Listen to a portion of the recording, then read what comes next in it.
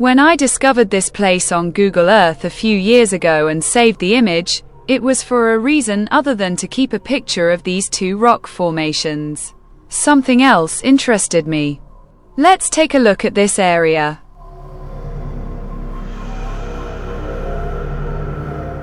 Let's turn on the timeline in the upper left corner and move back.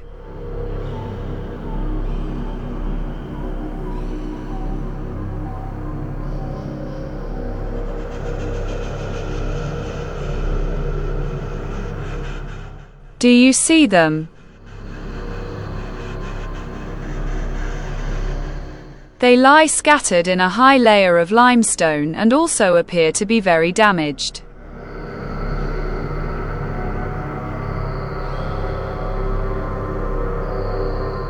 I'll try to highlight the image.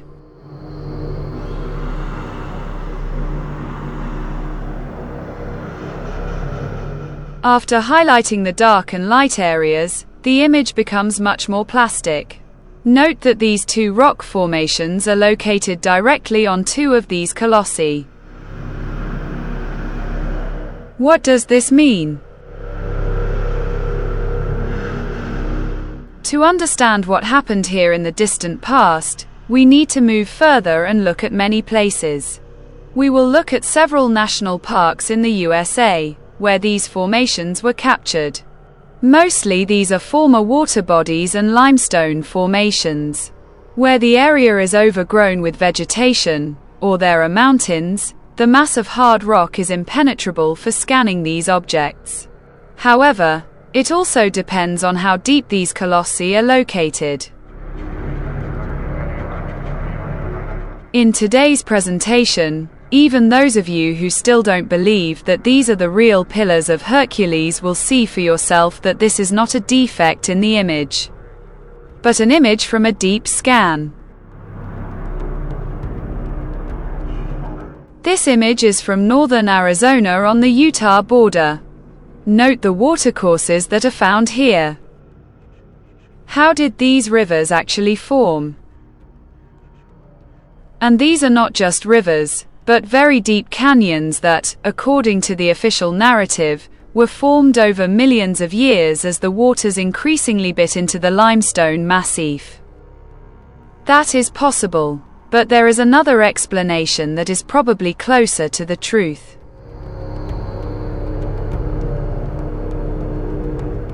Here we must return again to the biblical texts which say that the cherubim painted the earth's plates with lime. The subsequent heat on earth burned all the lime into hard limestone, preserving everything beneath it.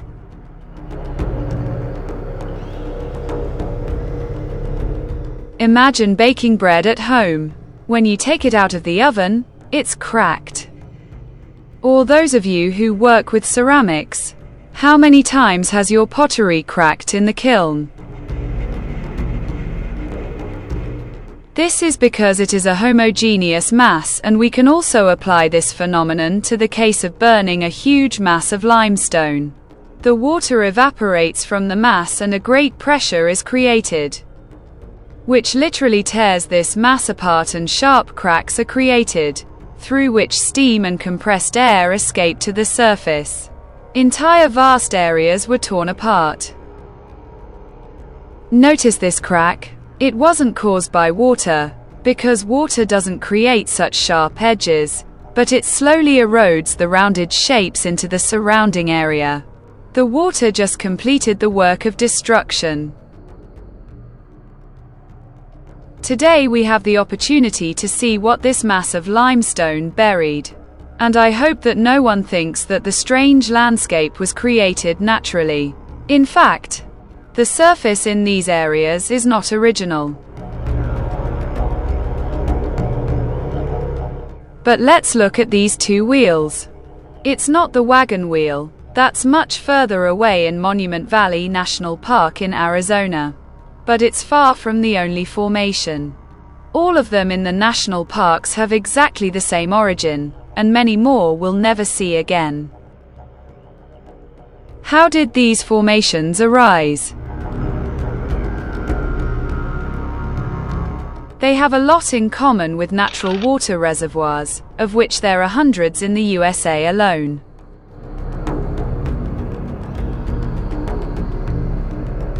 Let's go for it. In the highlighted image, you will notice several layers of spilled limestone. It is a similar case to what we saw in Giza under the pyramids.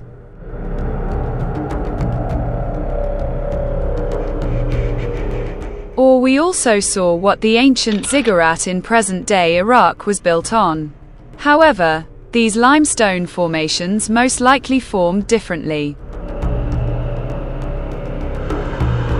According to official science, these formations were created by erosion by water and climate. This is only partially true, because water does not affect the rock in this way. From above, you can see a formation that really resembles a wagon wheel. The material from which this monument was created is called siltstone. It is a mixture of quartz, limestone, and other impurities. It is very homogeneous and impermeable to various gases and water. It is a mud rock, and in some places, such as shale, natural gas is also extracted from this rock by the fracking method. This means that in some places, gas pockets are still lurking deep below the surface.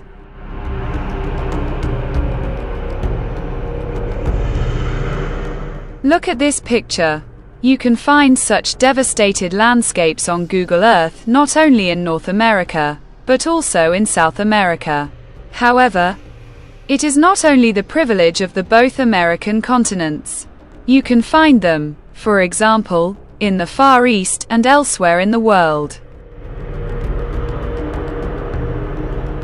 Over the past few years, a number of scientific studies have been conducted confirming a link between fracking-related activities and the occurrence of earthquakes in a given area.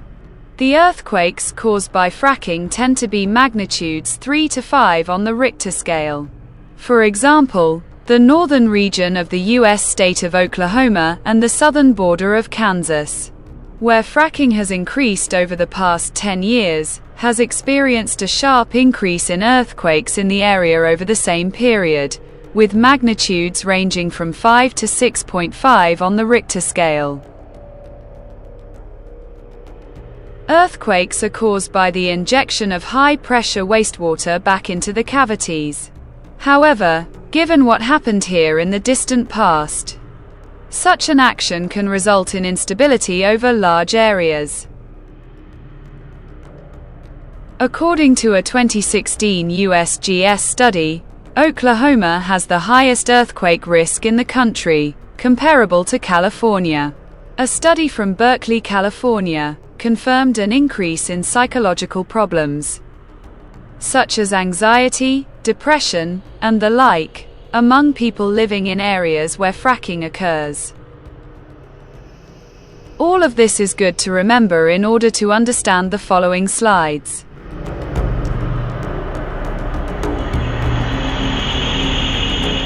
Siltstone was especially popular in ancient Egypt in sculpture. But is siltstone a mud rock? Yes, let's explain.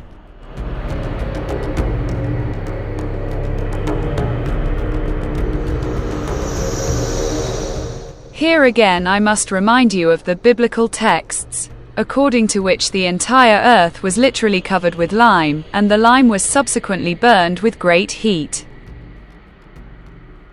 Where this heat came from is not entirely clear, perhaps from the earth's interior, perhaps from the sky, and perhaps both factors played a role. In reality, enormous pressure from below, water vapor, and hot air must have torn this solid layer of lime apart.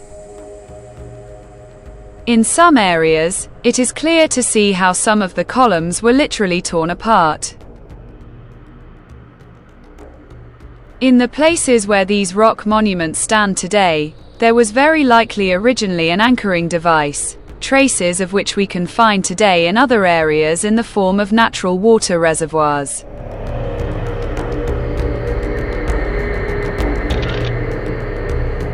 These reservoirs come from Australia, where they mostly serve as natural waterholes, but you can see identical reservoirs in the US.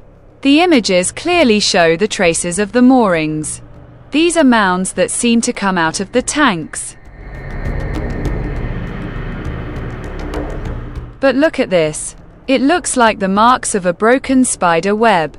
Interestingly, vegetation never grows on these trails. Let's measure the size of some of them for interest. It'll come in handy later.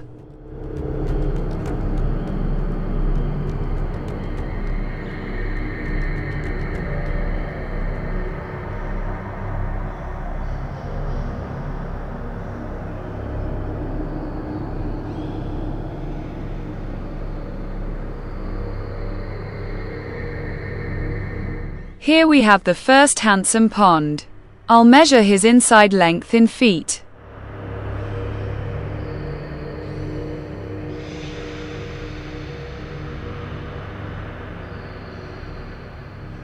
The result is about 280 feet. Let's measure another one.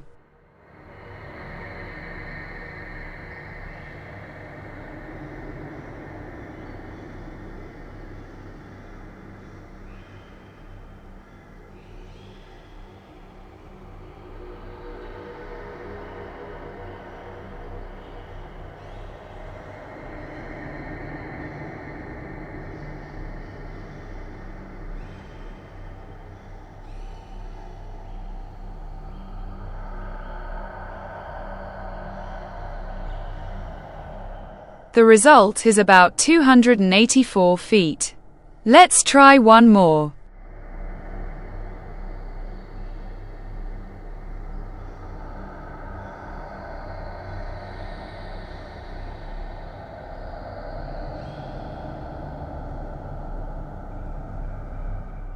This water reservoir is not very square in shape. It was probably deformed by the pressure of the surrounding rock.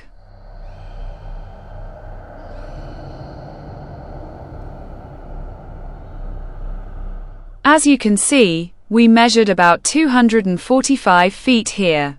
This is just an approximation, but the diameter of these tanks is more or less the same.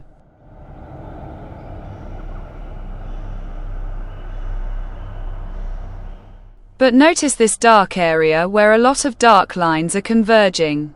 This is the original location of the anchor.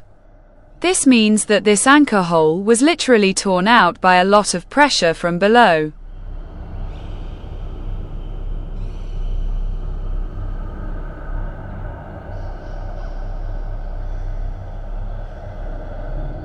A similar dark spot can also be found on the top of a rock formation in the USA.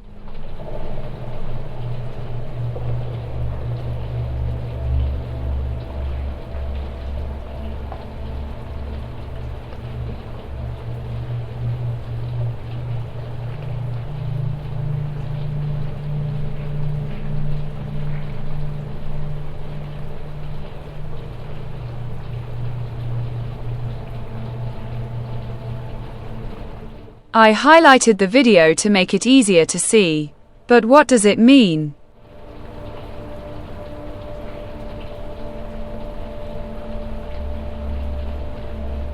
Now let's look at a mud volcano in Azerbaijan.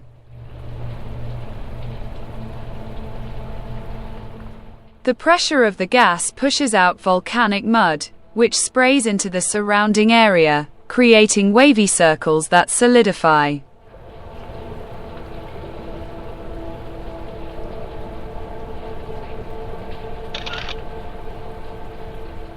Look at this.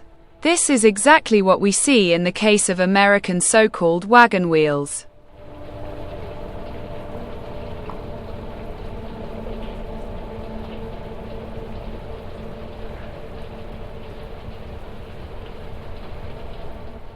This is perfect proof that the columns were hollow. After being swept away by a global tsunami, probably due to a jump in the Earth's magnetic pole. These pillars were filled with mud deposits including water. Today, Some speak of the earth jumping. What most likely happened next? The whole scene was flooded with lime, as the Bible mentions. The water and mud were forced out of the columns towards the surface under enormous pressure. Of course, we can see this in these colossi where the anchors were on top. Where the enormous pressure had no chance to escape, it very likely tore these hollow giants apart. Like here, for example. The great pressure from below forced mud through these anchor holes, and this muddy mass formed concentric circles. All the ejected mass accumulated around the center in layers that became smaller and smaller in diameter as the column continued to sink. Today, these rock formations truly resemble a wagon wheel. But how did the rocks that rise above these muddy deposits form? After the great heat appeared on Earth, burning everything to a solid mass, the enormous pressure deep down still persisted. The compressed gases and steam caused small cracks over a time that I cannot estimate. These cracks found their easiest path upwards, where mud was originally pushed to the surface from the hole in the column. And what probably happened was that the rock couldn't withstand the pressure and essentially created a piston that pushed these columnar rock formations above the terrain. In reality, this situation could look something like this.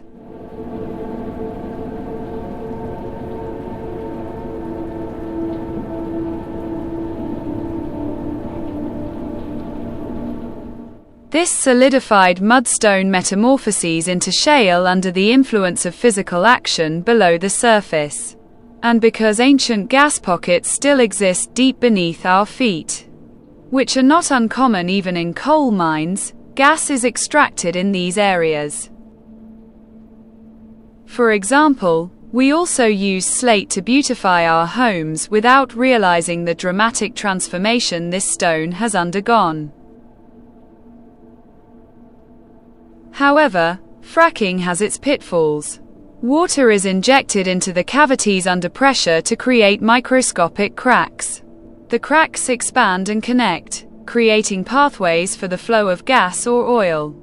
This greatly disrupts the delicate balance of the underground world, which can indeed lead to many tremors in the US. It is also necessary to add that the injected water contains chemicals that spread further and contaminate drinking water sources.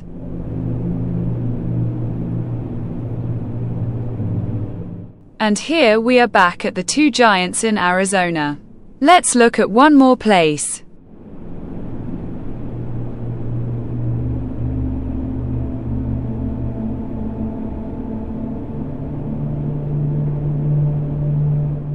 This is the place where mining starts. We see blackened rock.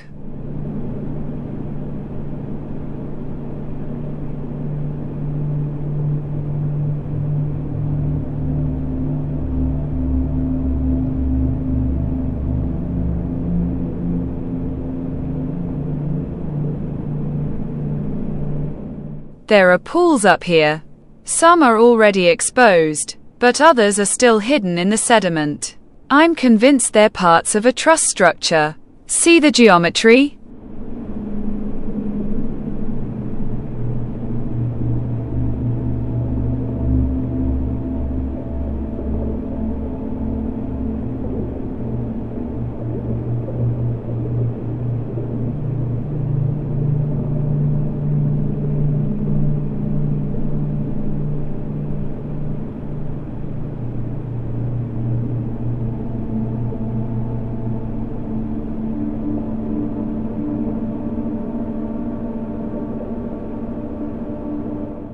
And here's another place where the top layer of sediment is exposed. But what's emerging around it is absolutely amazing. They're kind of ridges. They indicate the presence of torn ropes, figuratively speaking, that were attached to the anchors of the columns.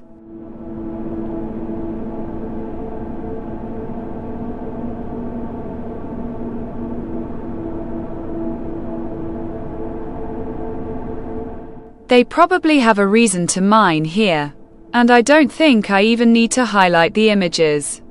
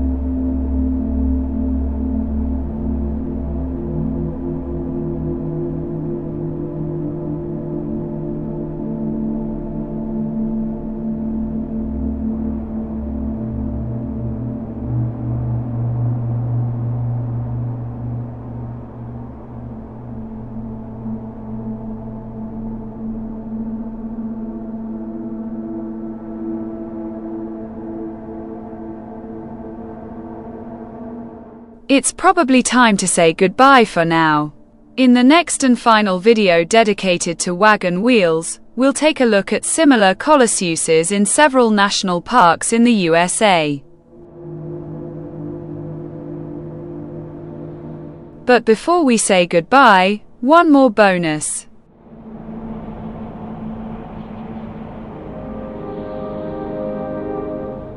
I found this image that comes from Bolivia. There are a lot of these formations there. But look at this.